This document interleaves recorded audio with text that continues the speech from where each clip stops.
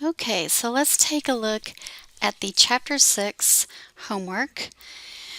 And, excuse me, let me get my pen ready. And the first question is, suppose you have a one-year Treasury bill that currently yields 2% and the future inflation rate is expected to be constant at 4.1% per year. What is the real risk-free rate of return? So this is what we care about.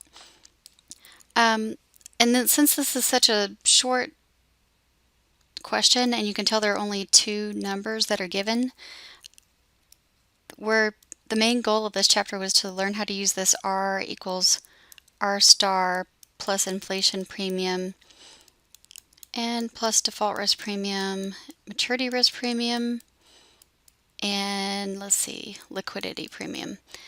So if you're just talking about a treasury bill, then the only thing that we need to be concerned about is this part of the equation. That's all that applies to a treasury bill.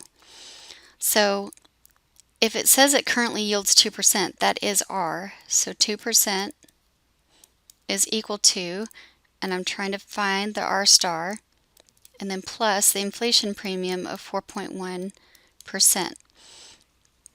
And so I'll just, R star would equal 4.1%, I'm sorry, it will equal 2% minus 4.1%, which is negative 2.1%. So your real purchasing power decreased by 2.1%, which is bad, and that's because inflation was so high, this number right here. But this is our answer. And so let's look at the next one. Suppose the real risk-free rate is 1.5% and the future rate of inflation is expected to be constant at 3%. What rate of return would you expect on a one-year Treasury security? So again, we have R, since it's a one-year Treasury security, R star plus inflation premium. And so the R star that they gave us was 1.5 plus the inflation premium of 3. And so my final answer for what I expect is 4.5%.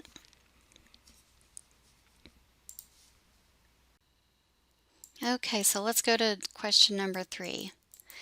Suppose the real risk-free rate is 2.5%, the average future inflation is 3.5%, and a maturity premium of 0.3% per year to maturity applies. And then they give an equation for maturity risk premium, and it's equal to 0.3% times T, where T is the years to maturity.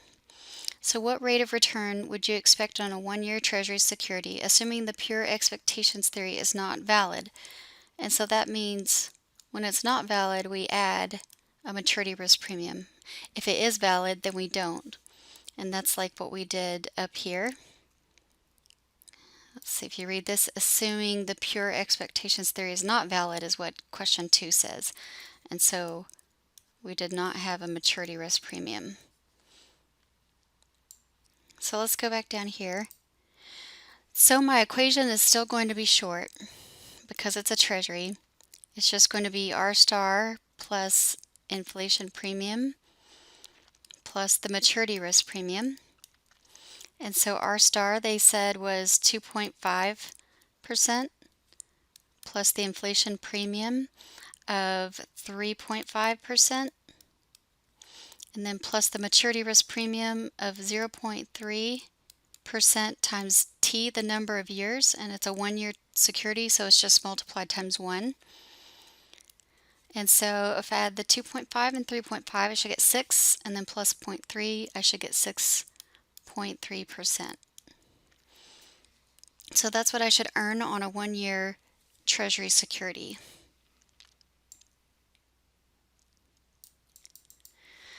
Then we have a little bit more complicated question. Question 4, if a 10-year Treasury bond has a yield of 4.3% and 10-year corporate bonds yield 7.2%, So just keep in mind I've got treasury bonds and then I've got corporate bonds. The maturity risk premium on all 10-year bonds is 1.2%. So since they're both 10-year bonds, they're just telling us that. And corporate bonds have 0.3% liquidity premium versus a 0 liquidity premium for treasury bonds. So treasury bonds are very liquid, so there's no extra percentage that you have to add because it's not hard to get your money out of a treasury bond. And so the question is, what is the default risk premium on the bond? So we need to know the default risk premium. Okay, so the whole equation is probably what we should write down here. R star plus inflation premium plus default risk premium. Well, let me erase that real quick. Let me go ahead and go with plus the maturity risk premium plus the liquidity premium and then plus the default risk premium. So the information that they gave me right here for the treasury bonds, the part of the equation that covers is right here. They basically gave us the number that equals the sum of all of that. That's 4.3%.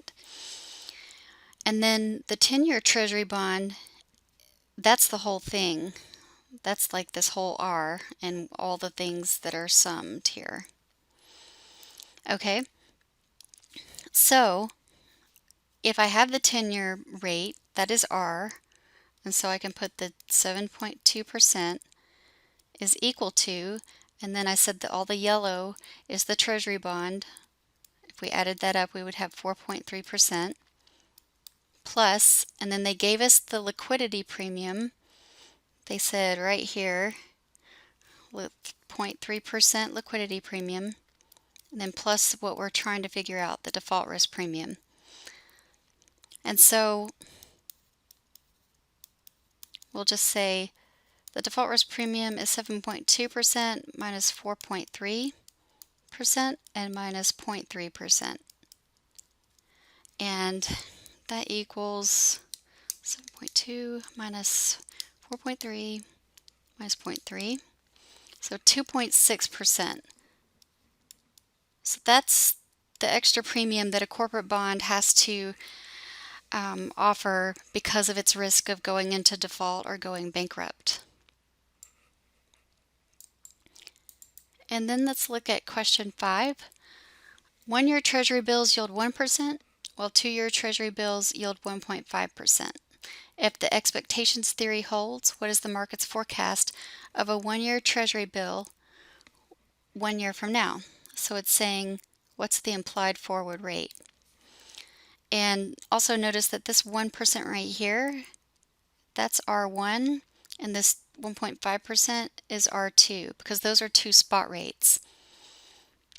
So the equation is 1 plus the 2-year rate squared is equal to 1 plus the 1-year rate, really to the first power, times 1 plus the implied forward rate to the first power.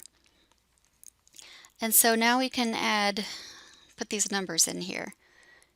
So 1 plus the 2-year rate is 0.015, and that's squared. And the 0.015 is how we put the 1.5% in a decimal form. And that's equal to 1.01, the 1-year rate of 1% over here, times 1 plus the implied forward rate that we need to know. And so we should first divide both sides by 1.01 so we can kind of cancel these two out over on this one side.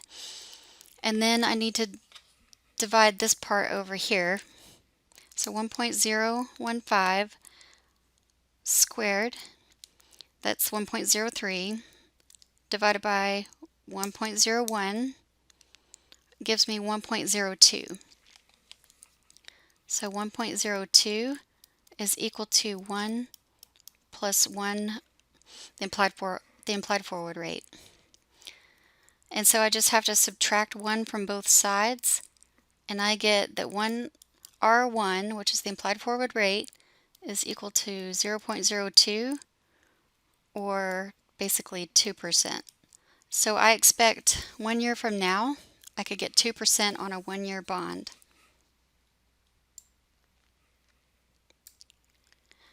Then we have the next question, question 6. Go back down. We have a lot of information given. Find the expected rate of inflation during the next year. So,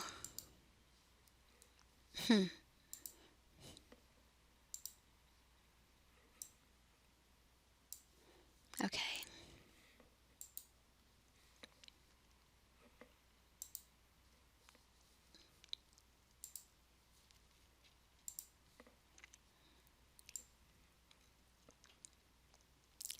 Okay, so we need to find the expected rate of inflation during the next year. And I'm given all this information. It would be great if I had R is equal to R star plus inflation premium, and they gave me like the rate on a 1-year treasury bond, because then I would just need to use R star in the rate they gave me and then solve for the inflation premium. So let's look. I have a real risk-free rate of 0.2% and a maturity risk premium of 2%, and some extra verbiage there. A default risk premium is 1.5%, and a liquidity premium of 0%. So if I needed to use the whole equation, I would add all these variables. But since I get this last piece of information, the rate on a 1-year treasury bond is 1%, well, that seems to actually cover this, that part that I really wanted. I only need this part of the equation. So the rate on a 1-year is 1%, and that's equal to R star, which is 0.2%, because I was given this up here, plus the inflation premium. So 1% minus 0.2% is equal to 0.8%. And so we were given a lot of information, but it was a shorter problem if you read through everything. And then we get to the simplest equation or question of all. Question 7, suppose that the annual expected rates of inflation over each of the next 5 years are 4%, 5, and so on. What's the average expected inflation rate over the 5-year period? So this is where we just have inflation is equal to 4 plus 5 plus 5.5 plus 6 plus 3, just the 5 numbers, and then divide it by 5. And then let me enter this into my calculator.